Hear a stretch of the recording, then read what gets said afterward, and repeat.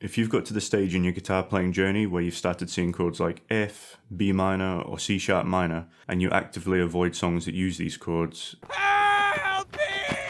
then this lesson will give you the push that you've needed to finally master barre chords. And for those of you that already know how to play barre chords but are struggling with making them sound any good, then I'll also be walking you through the top 4 most common issues that people struggle with when first trying to attempt barre chords, and how to fix them.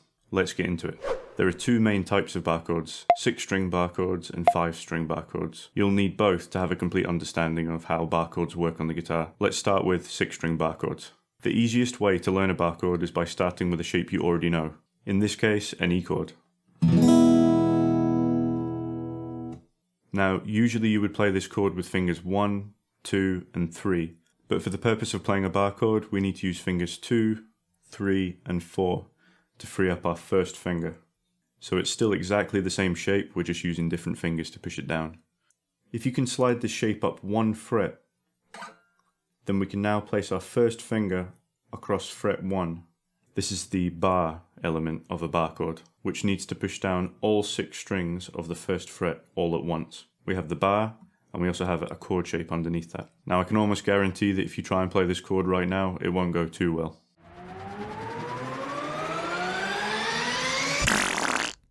But don't worry, I've got 4 tips that will help you out. The first tip that will really help you out is thumb position. If your thumb's too high, for example, you're going to struggle with stretch, and also you're not going to have much pressure from the back of the neck to push the notes down correctly. Another one to avoid is pointing your thumb towards the headstock of the guitar. What I mean by that is, if we look at the back of the neck, you don't want your thumb facing this way towards the headstock of the guitar. This places a lot of strain on your wrist, and also you're still not getting the pressure that you need from the back of the neck. The ideal placement for your thumb should be dead center at the back of the neck. And since we're using 3 frets with our chord, so our bar's on fret 1, middle finger's on fret 2, and these 2 fingers are on fret 3, to counter all of that, we should be placing our thumb round about the 2nd fret. Tip 2 is to do with our middle, 3rd and 4th fingers, so any fingers using to push down the E shape. These all need a good bend to them. So you can tell my middle finger's got a good bend, my 3rd finger does, and my little finger has got a slight bend, although it's not completely unusual for this to be a bit straighter than the others. This enables you to apply the correct amount of pressure and feel like you've really got a good grip on the chord, as opposed to having straight fingers, which will get in the way of other strings and are not going to give you the accuracy you need to push down this chord correctly. Tip 3 should really help you out, as it's to do with your bar. Now when you're first told to lay down your first finger across all the frets and push them down, you might be tempted to think that you've got to use the underside of your first finger. So I'm talking about this flat side here, but it's actually the side of your finger, as this is where the hardest part of your finger is. So it's more of a roll this way. To show you what I mean, try and lay your first finger down as flat as you can and then try and roll it towards the headstock, and that's the side of the finger you should be using to squeeze with your bar. You should also be trying to keep your bar as straight as possible. You can use the fret marker as a bit of a guide. So if your bar looks like this, then inevitably you're going to be pushing down the notes closer to the E string very well, as you're really close to the fret wire. But these thin strings, you're going to struggle to get those to sound right, as you're too far away from the fret wire. So you should be lining your finger up as straight as you can with this fret wire so that you get the correct amount of pressure across all the strings. The final tip is for all of you that have kind of got the swing of a barre chord, and you can mostly get out all the notes, including the E, A, D, and G strings, but you struggle to get the remaining 2 strings to sound correctly. This is quite common. You'll end up with a chord that sounds like this, where it should sound like this. So those 2 extra strings add a lot of brightness and clarity to the chord, so you really want to get those if you can. If you can feel which part of your bar is pushing down those 2 strings, so in this case, it's kind of this area before your finger bends, then you need to pull back slightly harder with your whole wrist to make sure that these notes come out correctly. So it's a motion that looks a bit like this. You're pulling towards those strings, so you can really get the pressure on that part of your finger.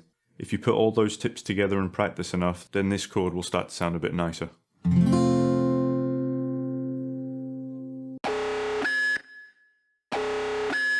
To be able to play all 12 major chords using this one shape, we need to be able to move it to different frets on the guitar. And the name of the chord is dictated by where our first finger ends on the low E string. So in this case, our first finger is finishing on the first fret of the low E string. This is an F note, so we would call this an F major chord. If we were to shift this whole shape up to the second fret, then our first finger would be on an F sharp, or you could call it a G flat note. So you could call this chord F sharp major or G flat major. If we moved up to the third fret, our first finger is now on a G note. So this would be called G. You could continue to move this same shape up, and every single fret would give you a new chord name. So G sharp, A sharp, B, C, C sharp, D, D sharp, and finally back to E again. If you've yet to learn the names of the notes on the guitar and this is something you'd like to delve deeper into, then I'll link at the very end of this video to my lesson on how to memorize the fretboard in 5 minutes, which will teach you everything you need to know about that subject. But for now, follow along with the rest of the video and learn your basic bar chord shapes. Let's move on. So we've covered how to make all 12 major shapes with this one bar chord that I've taught you. But what about minor chords? As we use an E major chord as the basis for forming our first major bar chords, then we could also use an E minor chord to form all of our minor chords. So if you can see your E shape above your bar, then you can make this one bar chord, F in this case, into an F minor with one easy move. Just lift off your middle finger. This is the same as if we were to play an E chord and then lift off our first finger to play an E minor chord. It has the same effect with bar chords. So you could play that anywhere. We could play a G bar chord because our first finger's on a G, and lift off our middle finger, we'd get a G minor chord. Or an A because our first finger's on an A, lift off the middle finger, we get an A minor chord. And that's all you need to know about 6-string bar chords, but there's still another shape we have to learn. To learn a 5-string bar chord, once again, we're going to be using a very familiar shape. In this case, an A chord.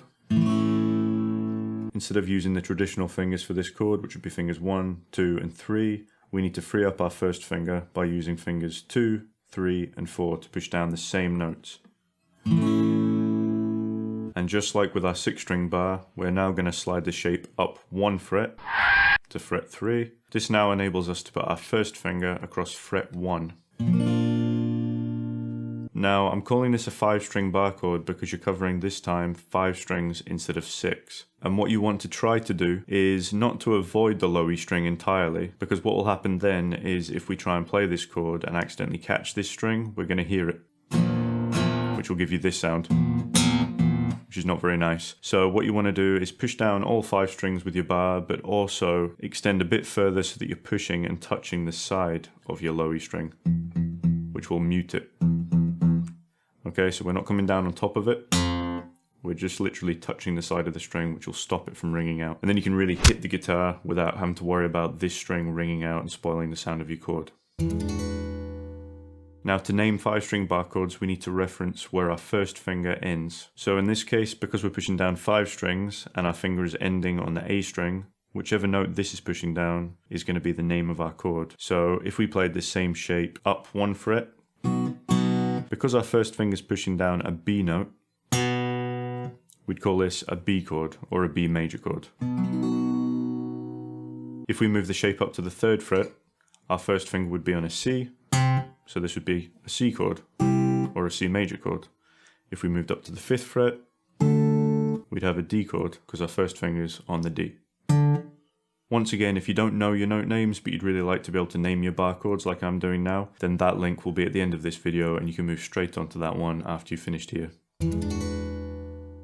So in a 5-string bar chord, we have an A major shape right now, which makes this chord major.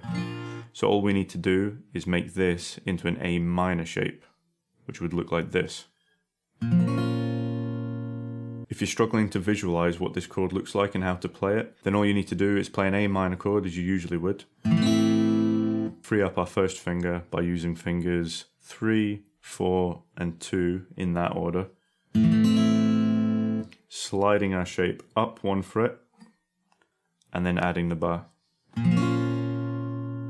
But hopefully you can visualize that with the exception of the bar, you're simply just playing an A shape or an A minor shape. And just how we moved our major shapes up and down to form different major chords, such as C or C sharp or D, we could do the same with our minor chords. So we could form a C minor by using an A minor shape underneath our bar. If we moved up one fret, this would be C sharp minor, because our first finger's on C sharp, and this is a minor shape, so C sharp minor. We can move up again, D minor.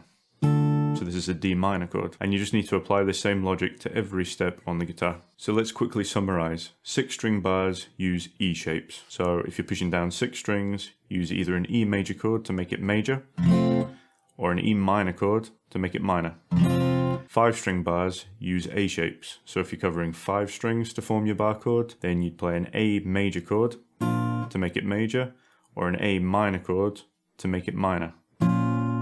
Which now means you have access to 2 different ways of playing every major chord and every minor chord on the guitar. Now, one final point that's really important that I have to mention is that no one finds bar chords easy when they first start playing them, as they require muscle memory, a build-up of strength in your hand, which only comes with time and practice. So if you really want it, then you'll get it. Okay, so for all of you that made it to the end of the video, thanks for watching, and I hope that you learned something today. If you would like to see more lessons like this, then feel free to hit the subscribe button and give this video a like below. See you in the next one.